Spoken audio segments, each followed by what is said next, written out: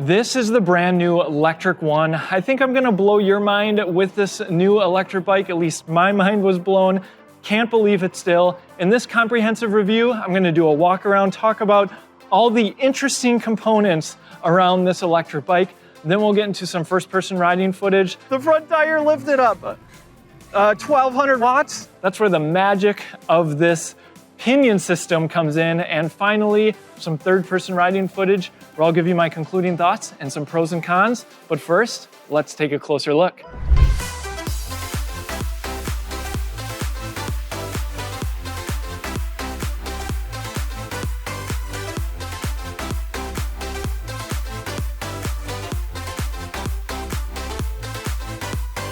This electric bike at its price is unlike anything you'll find on the market. I'm not exaggerating with that. The Lectric One starts at $2,000 and then there's various price tiers depending on the battery size. Lectric always leads in price, but probably the star of the show is the Pinion Gearbox. I'll dive into that in a little bit. And even beyond that, it's belt-driven, Lectric's first belt drive. It has an insanely powerful motor, as you'll see in the first-person riding footage. And even some of the other components on this electric bike surprised me. I have one quick favor to ask you. If you're looking to pick up any electric bike, you can support content like this for free by using our link down in the description. Before you make your purchase, thank you so much for your support. With that, let's walk through all the components. If Lectric is known for anything, it's e-bikes with 20-inch tires. That's no different on the One. 20 by thinner 2.5-inch Chaoyang tires. They have hippo skin for increased puncture resistance. And you also have nice reflective sidewalls for increased visibility at night. And they are a street tread. Now what those 20-inch tires do is they make for a very accessible electric bike, and it's even a step-through. What impressed me was this bike is super compact, and as a 6-foot-tall rider, I can still get a full leg extension, and the bike feels very nimble as well. As we'd expect, we have hydraulic disc brakes with 180mm rotors, and this right here, it is not a quick release, it's actually a through axle. And the reason they have done that on some of their newer models is because that makes assembly really easy. It's toolless, so this bike will arrive to you without the front wheel on, but almost anyone can put it on. And an added benefit of through axles is they're more sturdy, they're more precise, as well as safer. The bike comes in this really nice black colorway, kind of sparkles when the sun hits it. And the front fork is a rigid front fork, though we're told you can upgrade it. So let us know in the comment section if you want to see a suspension fork on this bike. There's metal fenders in the front and full coverage in the rear. We have the 4 mounting points for Lectric's awesome accessories. Tons of stuff you can put on the front of this bike to make it more of a utility bike if you prefer. Nice cable wrapping all the way up here. Before we get into the cockpit, let's turn on the bike. And check this out up front. They have a flashing mode. You can enable that in the P settings and the advanced settings. That's great for visibility. And of course, if you prefer, you can just leave the bike on. And in the rear, it flashes as well. And it is brake actuated as well. So it just goes solid when you hit the brakes. Moving up to the stem, it's a folding stem. We first saw this on the Lectric Expedition, and it is a quick release here. So you can adjust this to your preference by sliding up and releasing the lever. I was actually pretty comfortable with it just up slightly. And for compactness, maybe you're an RVer, you can fold the handlebars and fit it in tighter spaces. All right, into the cockpit, this is where everything starts to come together.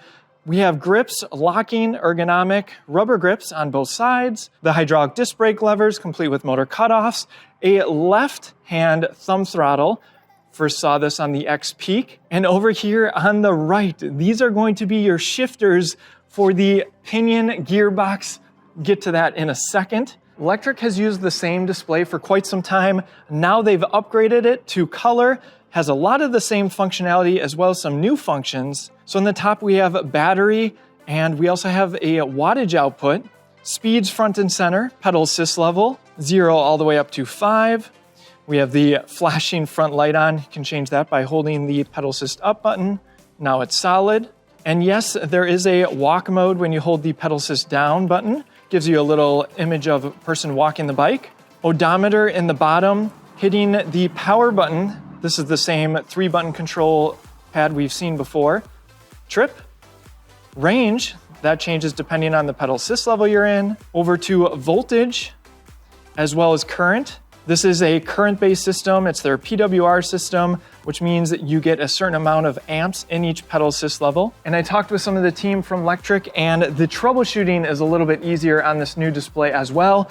And for the tinkerers out there, yes, there are advanced settings. These are the standard P settings.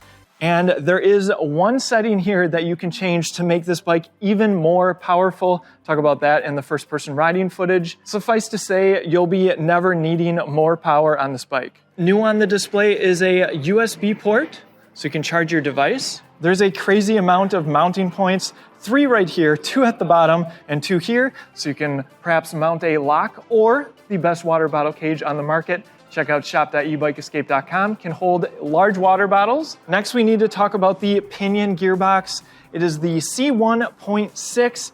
This experience is different from more than likely any electric bike that you've ridden on the market today. That's because this is only found on more expensive bikes. So you can imagine my surprise seeing a Pinion Gearbox. So this is where all the shifting happens. This is not a mid-drive, so you can either set it to automatic shifting or you can manually do it up at the handlebars. Next, we have Lectric's quick release pedals. First saw this on the Expedition. Now what's great about these is it makes assembly nice and easy. You don't need a wrench, but also it's space saving.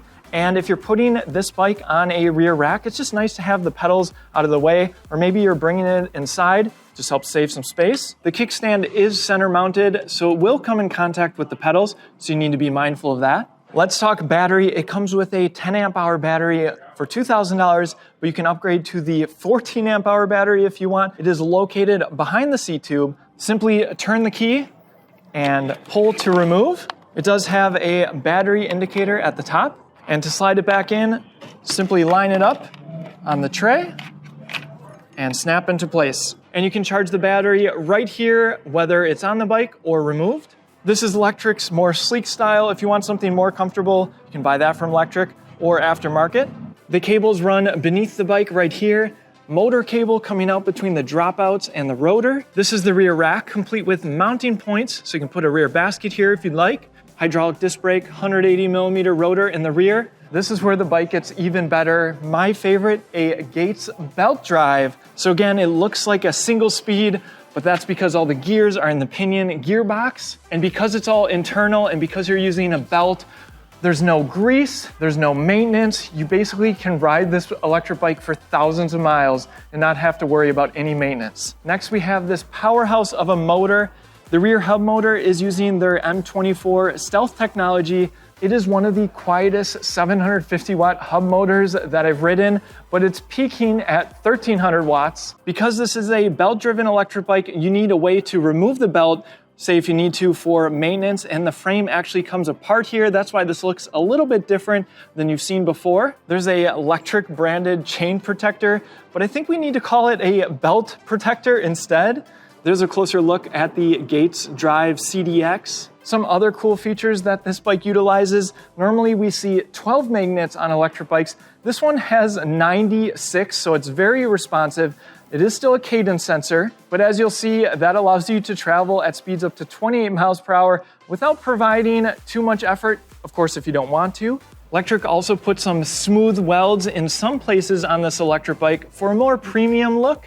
And the frame was all designed in-house, so you're not gonna find anything that looks like this bike on the market. I wanna do a short preamble because if you buy this electric bike, of course using our link down in the description, you're going to want to download the Pinion app. And that's really how you customize this bike. It allows you to set the cadence that you'd prefer, and then the automatic shifting just works around that. Of course, you can change it to manual mode if you prefer. And as you'll see, the bike shifts down automatically when you slow down, and you can actually change the gear that it starts in. There's just tons of customization in this bike. And all that customization is made possible by the Pinion gear system, but it's something that you can only understand if I ride it. Let's get into some first-person riding footage. I honestly can't wait to show you how this bike performs, how it rides, how the Pinion system works. Let's get into some first-person riding footage. I'm gonna tell you everything you need to know. And just a reminder, if you are looking to pick up a electric e-bike, We really appreciate your support for free by using our link in the description before you purchase. Thank you so much for your support. All right, here we go. I have the GPS speed by Coolnix on my phone. I have the display from Lectric. You might not be able to see that. Now, this is how the bike comes shipped. Our first test will be throttle only. Then I'm going to turn up the throttle and get maximum power. We'll see what the 0 to 20 is. That'll be the top speed on throttle only. All right, here we go. 3, 2, 1, throttle only.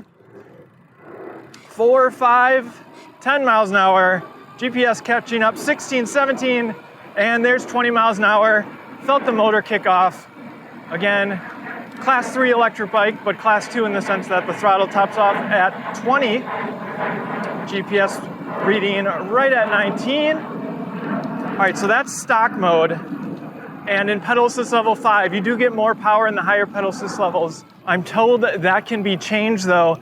And one super interesting thing, this is different from any other electric bike. So even though I'm using the throttle only, I can hear the pinion system changing the gears. So what that means is I can use throttle to get up to a high gear, and guess what? It automatically shifted me into a higher gear. So I can just start pedaling and I'm already in a higher gear. So the bike knows how fast I'm going, even with the throttle only. Just so cool. Such a natural riding experience. Remember, this is using a cadence sensor, so as long as I'm pedaling, I'm going to get power from the motor. All right, and next we are going to go into the P settings.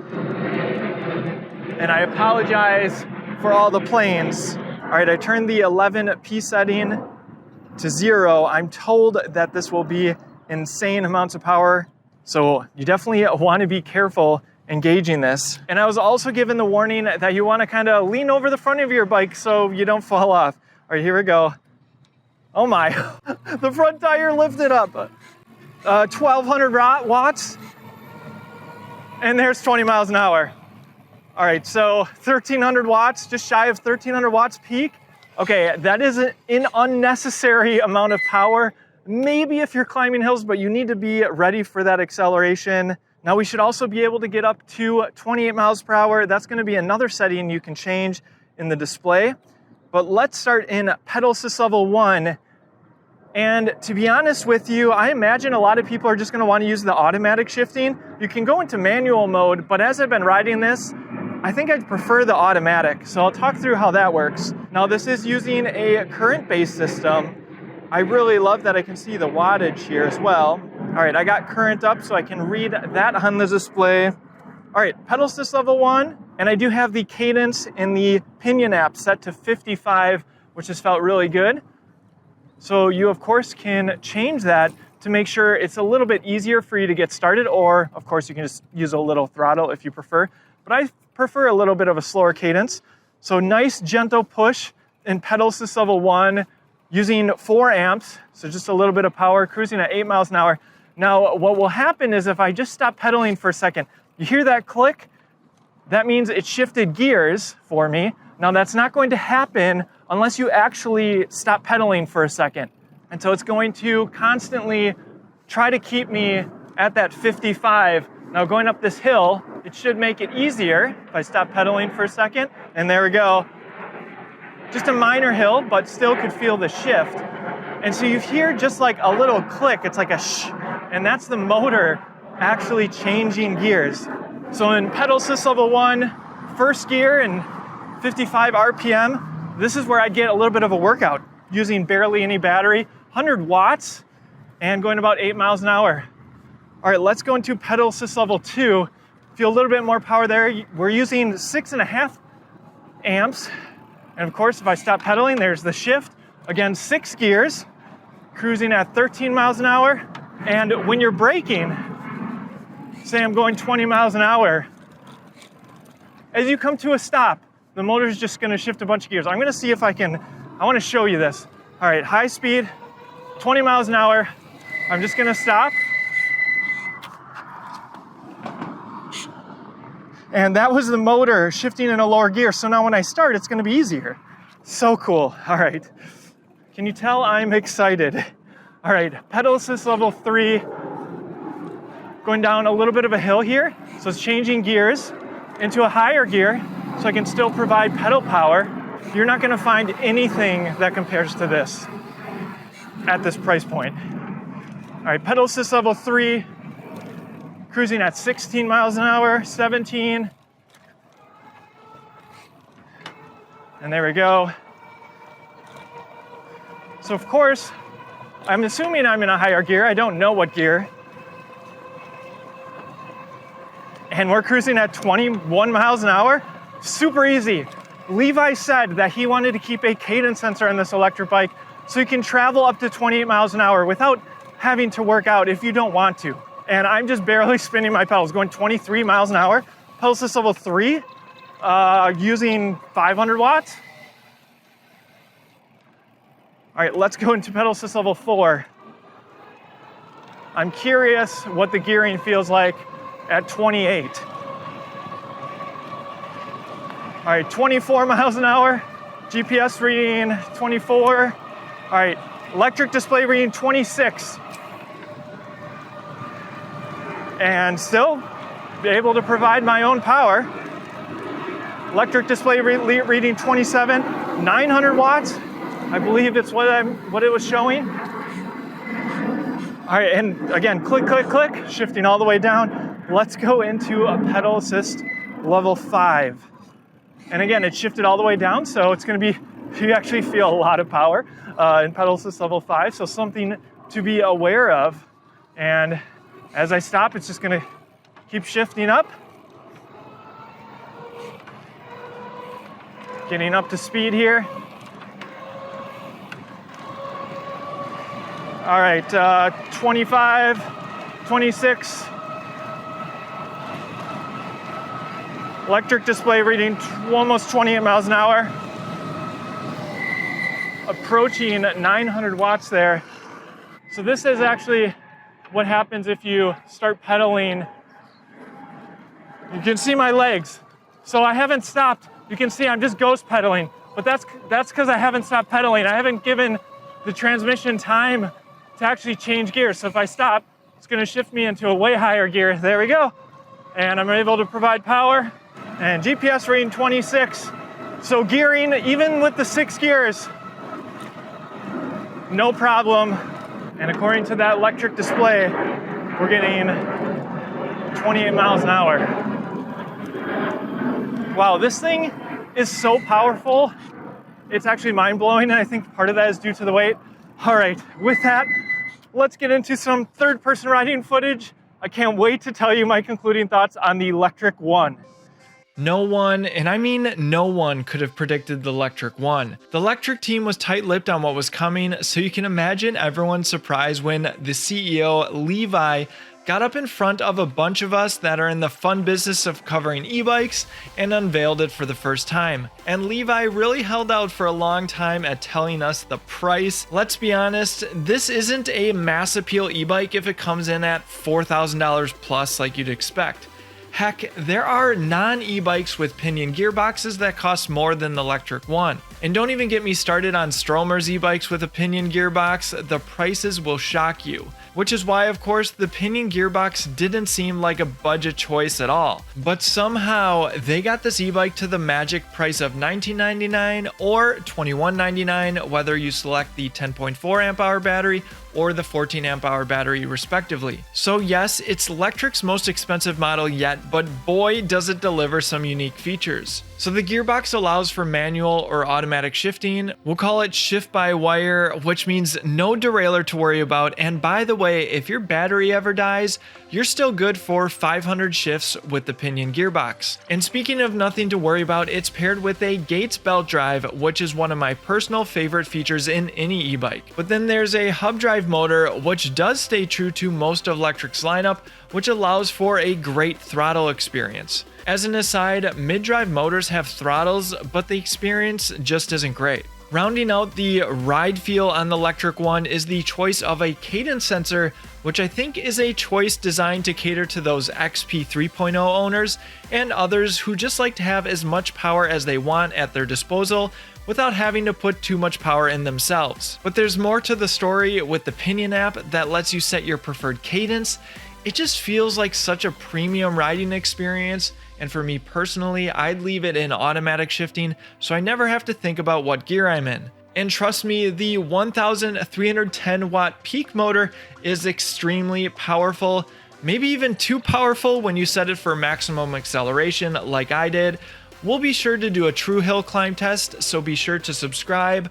The Lectric One remains accessible with its 18.5-inch standover height and relatively smaller frame, meaning my wife and I can share this e-bike, which we plan to do. You also get Lectric's new display, which is an improved version of the current Lectric displays used on all of their other models. If this video or any others that we've done have helped you pick up a Lectric One or maybe any of the other Lectric models, I'd really appreciate your support by using our link down in the description. Before you make your purchase, it's free and is an easy way that you can show us that you want us to continue to review e-bikes. I'm at a loss at how Lectric made the Lectric One happen with all of these components, but I can tell you that this e-bike is going to live in my garage and be our daily, so that means lots more content coming.